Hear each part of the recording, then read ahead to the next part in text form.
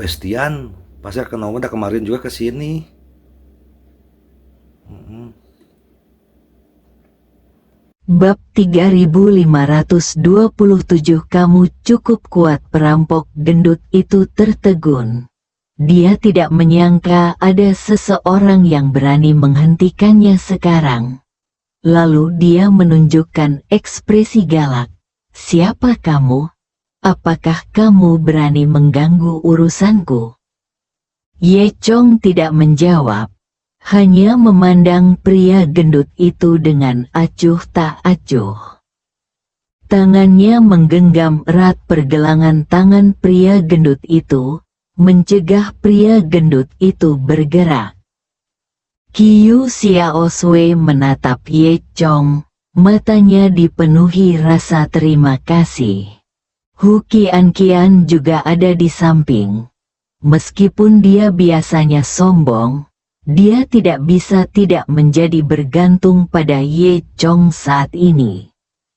Ketika perampok kurus melihat ini, dia melambaikan pisau di tangannya dan mengancam, biarkan dia pergi, atau aku akan bersikap kasar padamu.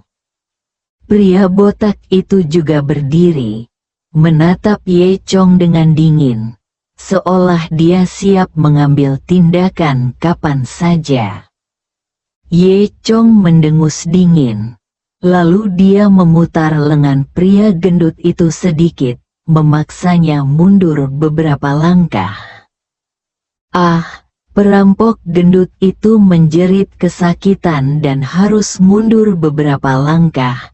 Ye Chong mengambil kesempatan untuk mendorongnya menjauh. Sementara Qiu Xiaoswei mengambil kesempatan untuk bersembunyi di belakang Ye Chong. Kalian berdua, sebaiknya jangan bergerak. Ye Chong menoleh ke pria kurus dan pria botak, matanya menunjukkan ketenangan dan kepercayaan diri. Entah kenapa, lelaki kurus dan lelaki botak itu ketakutan dan benar-benar terpana selama beberapa detik. Kemudian, pria botak itu tersadar, mencibir, dan mengumpat, brengsek, kamu pikir kamu ini siapa? Apakah kamu ingin menjadi pahlawan? Apakah kamu memiliki takdir seperti ini? Saat dia mengatakan itu, pria botak itu mengangkat tinjunya sebesar karung pasir dan memukul Ye Chong. Ye Chong mendengus dingin, tapi gerakannya secepat kilat, datang pertama dan terakhir. Sebelum pria botak itu bereaksi, Ye Chong sudah meninju dada pria itu. Orang kuat itu tidak bisa bernapas. Pandangannya menjadi gelap, dan dia jatuh ke tanah. Semua orang tercengang. Pada saat yang sama, perampok kurus itu melihat ada sesuatu yang tidak beres dan bergegas menuju Ye Chong sambil mengacungkan pisau. Ketika seseorang melihat ini, mereka tidak bisa menahan diri untuk tidak berteriak. Ye Chong sangat tenang dan dengan gesit menghindari serangannya. Dia menjentikannya ke tangan pria kurus itu, menjatuhkan pisau dari tangannya. Aduh, pria kurus itu berteriak sambil menutupi tangannya dengan rasa sakit di wajahnya. Saat dia melihat lagi, tangannya sudah bengkak. Para penumpang di gerbong memandang Ye Chong dengan heran. Tidak ada yang menyangka akan ada master seperti itu di sekitar mereka. Gao Xiang, Chen Tai dan lainnya juga tercengang. Pada saat yang sama, Fatih menyelinap di belakang Ye Chong. Dia mengayunkan kapak dan memukul kepala Ye Chong. Qiu Xiaoswei sangat ketakutan hingga dia menutup mulutnya. Ye Chong mendengus dingin, berbalik dengan mudah, dan menghindari serangan Fatih.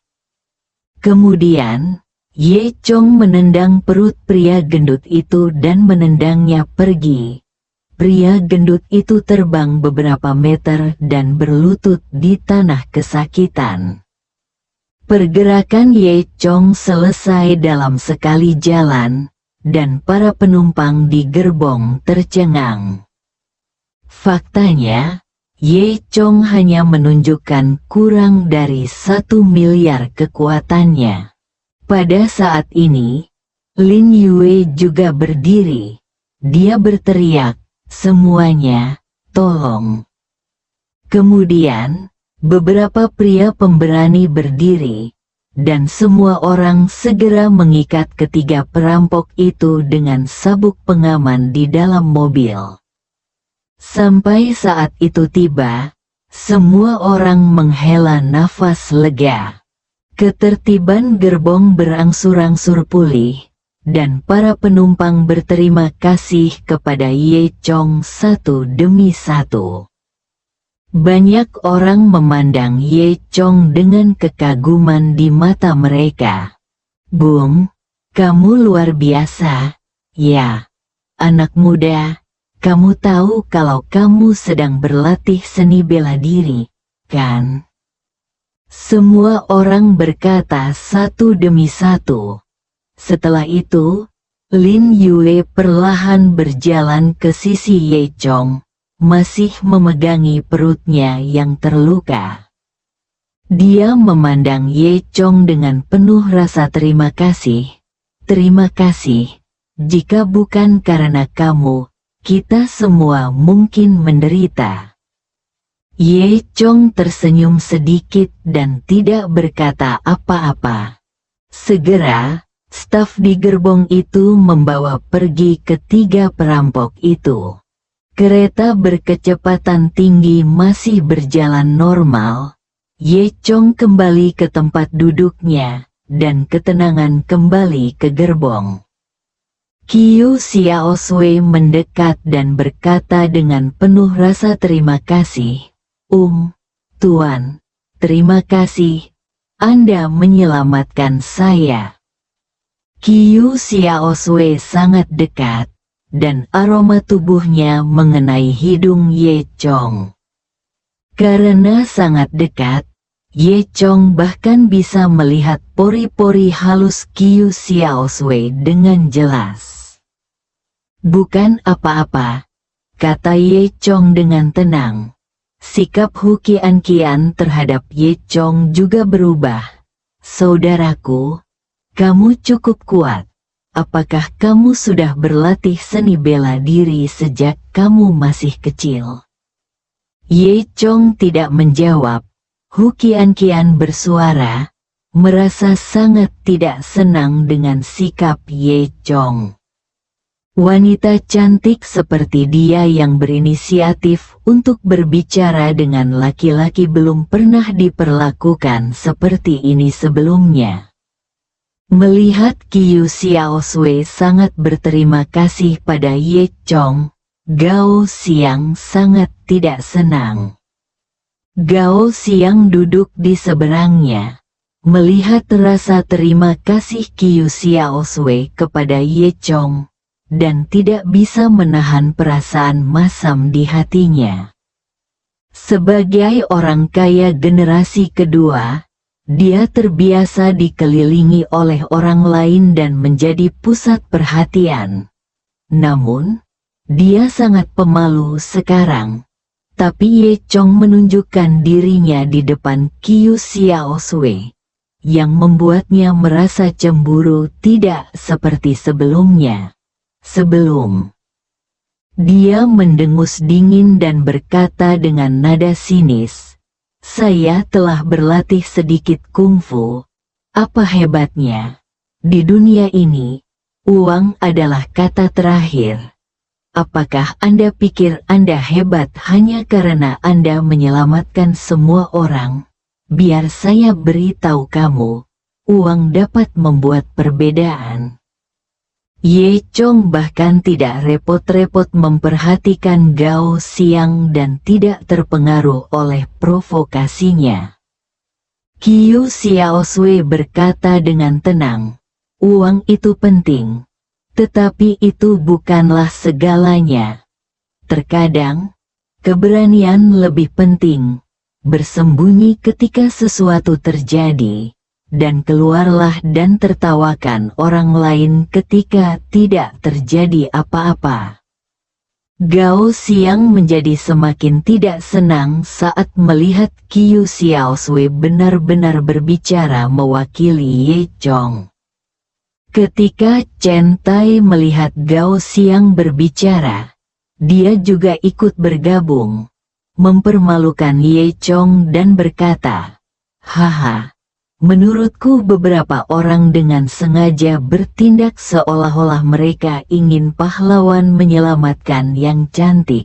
Xiaosui, Kian, kamu harus berhati-hati.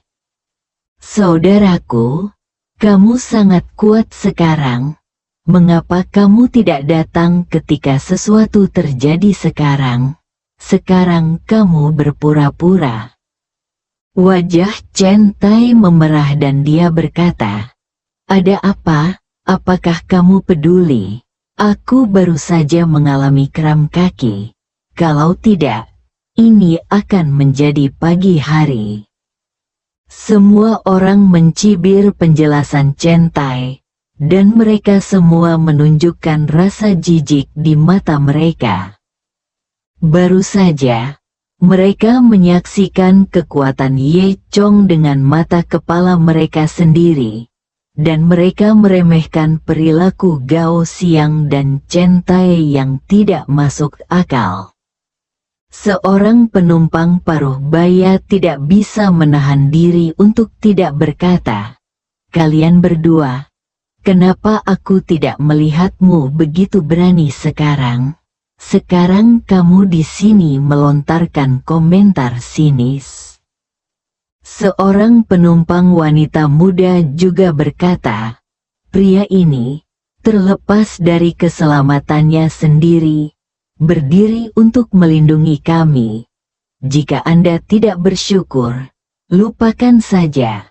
Anda masih mengatakan ini tentang dia. Benar-benar hina."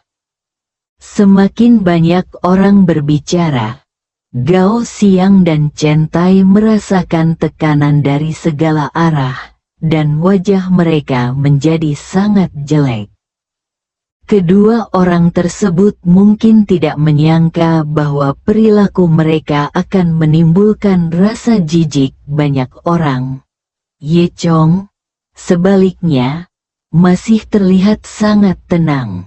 Pada saat ini, Lin Yue juga datang, tersenyum dan berkata kepada Ye Chong, "Tuan, saya akan melamar Anda untuk penghargaan warga negara yang baik untuk keberanian dan keadilan nanti." Ye Chong tidak bisa tertawa atau menangis. Tidak perlu, bersambung.